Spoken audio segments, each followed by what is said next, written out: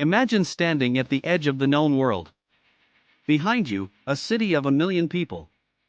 Ahead, nothing but dust and horizon. You don't know it yet, but this empire, your empire, will be remembered for thousands of years. Or maybe it won't. Because empires don't just rise.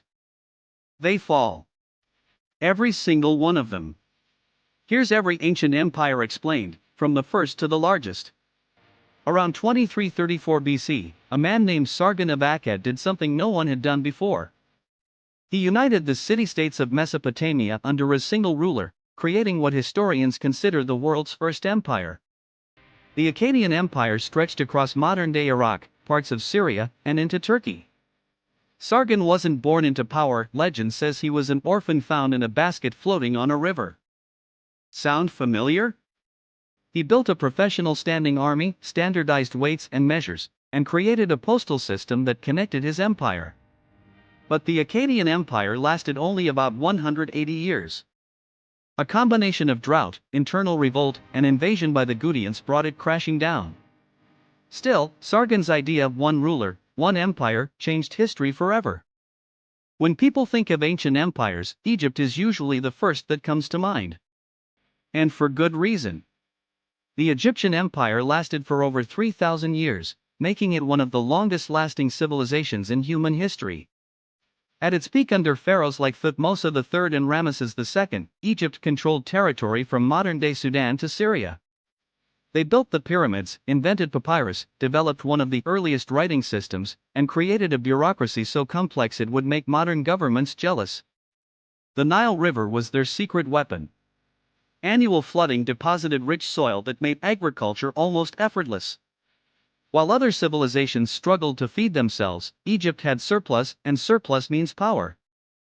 The empire eventually fell to a series of invasions: Assyrians, Persians, Greeks under Alexander, and finally the Romans in 30 BC. But its legacy? That's eternal. In 550 BC, Cyrus the Great conquered the Median Empire and founded what would become the largest empire the world had ever seen, the Achaemenid Persian Empire. At its height, Persia controlled about 44% of the world's population. That's roughly 50 million people. Cyrus was unusual for an ancient conqueror because he actually respected the cultures he conquered. He freed the Jews from Babylonian captivity and issued the Cyrus Cylinder, often called the First Declaration of Human Rights. The Persians built the Royal Road, a 1,600-mile highway that connected the empire from Sardis to Susa, with relay stations where messengers could swap forces. Messages could travel the entire length in just 7 days. The empire fell to Alexander the Great in 330 BC, but Persian culture, language, and administration influenced every empire that followed. Rome started as a tiny city-state on the banks of the Tiber River. By its peak in 117 AD, it controlled the entire Mediterranean, most of Europe, North Africa, and the Middle East. Around 70 million people lived under Roman rule, roughly a quarter of the world's population. What made Rome special wasn't just military power. It was infrastructure. Roads, aqueducts, sewage systems, concrete, legal codes. The Romans didn't just conquer, they built. Many of their roads are still in use today, 2,000 years later. Roman law forms the foundation of most Western legal systems. Their language, Latin, evolved into Italian, Spanish, French, Portuguese, and Romanian. Even English borrows heavily from Latin. The Western Roman Empire fell in 476 AD, brought down by economic collapse, military overextension, and waves of Germanic invasions. The eastern half, the Byzantine Empire, survived for another 1,000 years. In 1206, a man named Temujin united the nomadic Mongol tribes and took the title Genghis Khan. What followed was the largest contiguous land empire in history. At its peak, the Mongol Empire covered 24 million square kilometers, about 16% of the Earth's land surface. From Korea to Hungary, from Siberia to the Persian Gulf. The Mongols were masters of psychological warfare. Before attacking a city, they would offer a choice: surrender and be spared, or resist and be destroyed. Many chose wisely. But the Mongol Empire wasn't just destruction. Under Pax Mongolica, trade flourished along the Silk Road. The empire connected east and west in ways that hadn't been possible before. Paper money, gunpowder, and the printing press all spread westward during this period. The empire fragmented after Genghis Khan's death, splitting into 4 khanates. But its impact on global trade, warfare, and culture was permanent. Founded around 1299 by Osman I, the Ottoman Empire grew from a small Turkish state into one of the most powerful empires in history. At its peak under Suleiman the Magnificent in the 1500s, it controlled southeastern Europe, Western Asia, and North Africa. The Ottomans conquered Constantinople in 1453, ending the Byzantine Empire and renaming the city Istanbul. This single event shifted global trade routes and pushed Europeans to find new paths to Asia, which led directly to the age of exploration. The empire was remarkably diverse and, for its time, relatively tolerant. Christians and Jews lived as protected minorities under the millet system, governing their own communities. The Ottoman Empire lasted over 600 years, finally dissolving after World War I in 1922.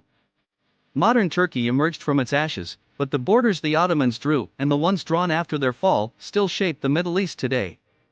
While Rome dominated the West, the Han Dynasty ruled the East.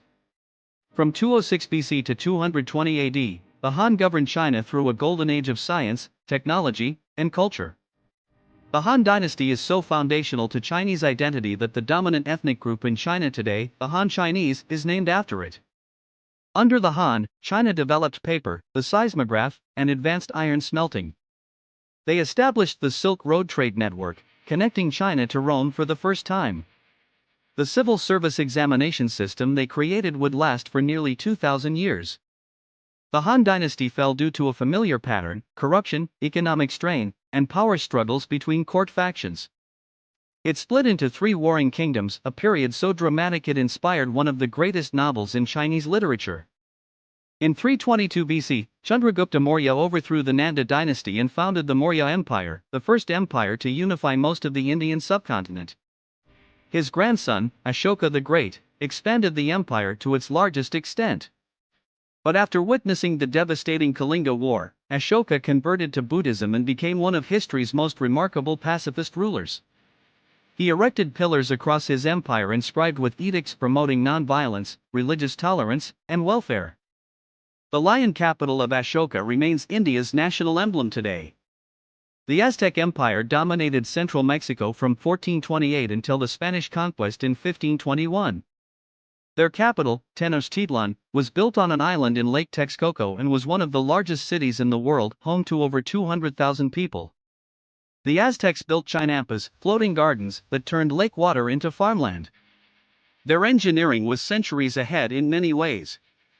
They had a complex calendar system, mandatory education for all children, and a sophisticated tribute network. The empire fell rapidly when Hernán Cortés arrived with 500 soldiers, advanced weapons, and, crucially, diseases like smallpox that devastated the indigenous population. The largest empire in history, at its peak controlling roughly 25% of the world's land surface and 412 million people. The British Empire began with small colonies in the Americas and trading posts in Asia. Powered by the Industrial Revolution and the Royal Navy, it expanded across every continent. At one point, the sun literally never set on British territory. The empire's legacy is complicated. It spread the English language, parliamentary democracy, and common law around the world. But it also enforced colonial rule through violence, exploitation, and the extraction of resources from colonized peoples. Decolonization accelerated after World War II, with India gaining independence in 1947 and most African colonies following in the 1960s. Today, 56 nations, nearly a quarter of the world's countries, are members of the Commonwealth, a voluntary association of mostly former British territories. From Sargon's mud-brick capital to the British Empire's global reach, these 10 empires shaped borders, languages, religions, and cultures that still define our world. They rose on ambition and innovation. They fell from overreach and corruption. And their stories keep repeating, because empires change, but human nature doesn't. If you learned something, subscribe and hit the bell. More History Explained Simply, every week.